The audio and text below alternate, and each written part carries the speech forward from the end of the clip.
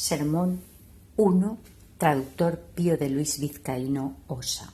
Concordancia entre el Génesis 1.1 y Juan 1.1 contra los maniqueos. 1.1. Quien tenga conciencia de su deuda y de la sentencia apostólica que dice no debáis nada a nadie a no ser el amor recíproco, debe urgirse él mismo a saldarla. En verdad, por grande que sea el pánico que los acreedores infunden a los deudores, mucho más inflexible es la caridad. Esta elimina el peso del temor al requerimiento de pago, pero impone el más gravoso del deshonor, si no se paga. Recuerdo haber prometido a vuestra caridad que no os faltaría por mi medio, en cuanto el Señor se digne concedérmelo, una respuesta a las necias, dañinas y falsas acusaciones con que los maniqueos atentan contra el Antiguo Testamento. Atended, pues, y advertid las coyundas con que ata la serpiente y, retirando de ellas vuestra cerviz, sometedla al jugo de Cristo. En efecto, a los incautos osan tenderles ya de entrada trampas como la de afirmar que los escritos del Antiguo y los del Nuevo Testamento se oponen entre sí, de modo que resulta imposible aceptar el uno y el otro sin cambiar de fe. Y en su empeño por convencer de que existe un desacuerdo entre el comienzo del libro del Génesis y el del Evangelio según San Juan, los contraponen como si estuviesen enfrentados. 2.2. Pues así ellos, Moisés dice: en el principio hizo Dios el cielo y la tierra, pero no menciona al Hijo por quien se hicieron todas las cosas, mientras Juan dice: en el principio era la palabra y la palabra estaba en Dios y la palabra era Dios. Esta estaba en el principio en Dios, todo fue hecho por ella y sin ella nada se hizo. ¿Hay aquí contradicción o son más bien ellos los que se llevan la contraria a sí mismo cuando prefieren censurar lo que en su ceguera no entienden antes que investigarlo con piedad? ¿Qué han de decir cuando les responda que el Hijo de Dios es el principio mismo en que Dios hizo el cielo y la tierra, según el Génesis? ¿Acaso me será imposible probarlo, dado que sé que tengo a mi disposición testimonios del Nuevo Testamento al que quieran o no se someten, una vez quebrantada la cerviz de su orgullo? Así dijo el Señor a los incrédulos judíos: si creyerais a Moisés, me creeríais también a mí, pues él de mí escribió. ¿Cómo no voy a entender que el Señor mismo es el principio en que Dios Padre hizo el cielo y la tierra? En efecto, que en el principio hizo Dios el cielo y la tierra lo escribió ciertamente Moisés, y que él escribió del Señor lo avalan las palabras del Señor mismo. ¿O acaso no es también el principio? Tampoco será razonable dudar de ello habiendo hablado el Evangelio. Una vez que los judíos preguntaron al Señor quién era, les respondió: el principio, pues también os estoy hablando. He ahí el principio en que hizo Dios el cielo y la tierra. Así pues, Dios hizo el cielo y la tierra en el Hijo, por quien se hicieron todas las cosas y sin el cual nada se hizo. Concordando, por lo tanto, el Evangelio con el Génesis, retengamos la herencia según el consenso de ambos testamentos y dejemos esas acusaciones falsas y pendencieras a los desheredados herejes. 3.3. No debe turbar a vuestra prudencia el que Juan no haya dicho todo fue hecho en él, sino todo fue hecho por él. No leamos el Génesis: por el principio hizo Dios el cielo y la tierra, sino en el principio hizo Dios el cielo y la tierra.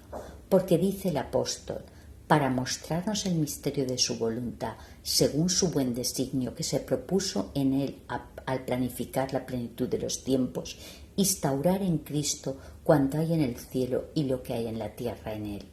Y así, como aquí oyes que dice en él, para entender también por él, de igual manera en lo que dice Juan, todo fue hecho por él, también te ves forzado a entender en él. Y como aquí, cuando leo por él, no dejo de entender que todo fue hecho en él de igual manera. ¿Quién me prohibirá entender también por él cuando lea en el Génesis que el cielo y la tierra fueron hechos en él? A no ser que los maniqueos dejen de lado el litigio referido a dos testamentos para plantearlo entre los beatísimos testigos del Nuevo Testamento, esto es, entre Pablo y Juan, porque uno dice en él y otro por él. Pero nosotros, que no creemos que Pablo y Juan se opongan entre sí, los forzamos a confesar idéntico acuerdo entre Moisés y Pablo. 4.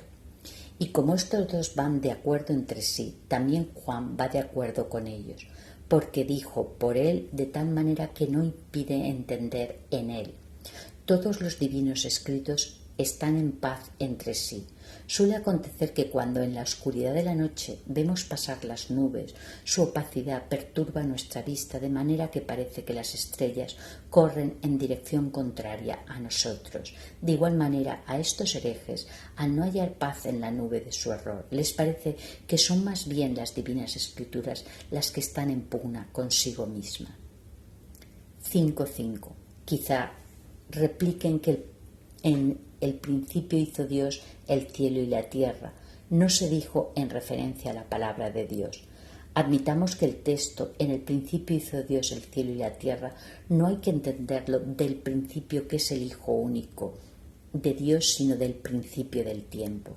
No porque ya existiese el tiempo antes de existir criatura alguna, pues nadie dirá que el tiempo es coeterno con Dios, creador de los tiempos, sino en el sentido de que el tiempo comenzó a existir junto con el cielo y la tierra. Por tanto, si alguien lo entiende así, admitiendo la distancia entre la criatura y el Creador, para no afirmar que lo hecho es coeterno con Dios que lo hizo, sin duda saldrá a la luz el número plural de personas, al menos allí donde se dijo: hagamos al hombre a nuestra imagen y semejanza, e hizo Dios al hombre a imagen de Dios. Aunque incluso si no se manifestase la Trinidad, se insinuaría a los capacitados que lo entenderían bajo la mención de la unidad. De igual manera, a los inteligentes no les debió parecer que el comienzo del Evangelio se oponga al comienzo del Génesis. Solo los no instruidos pudieron tener esa opinión. Las Escrituras contienen innumerables ejemplos de expresiones similares. El Señor mismo dice: yo, en cambio, os digo, no juréis en modo alguno, ni por el cielo, porque es el trono de Dios, ni por la tierra, porque es el escabel de sus pies. Porque no se menciona a sí mismo en este pasaje: ¿van a negar tal vez que Cristo esté sentado en el cielo? Dios a sí mismo el apóstol. Oh abismos de riquezas, de la sabiduría y ciencia de Dios, cuán inescrutables son sus juicios y cuán inexplorables sus caminos.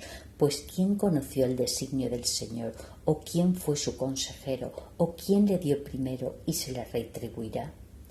Porque de Él y por Él y en Él son todas las cosas. A Él gloria por los siglos de los siglos. Tampoco aquí se hace mención nominal del Hijo. El apóstol afirma que hay un único Dios y Señor de quien, por quién y en quién son todas las cosas. ¿Por qué entonces han elegido a Moisés para ponerlo al evangelista Juan, pero no han querido ponerle al apóstol Pablo?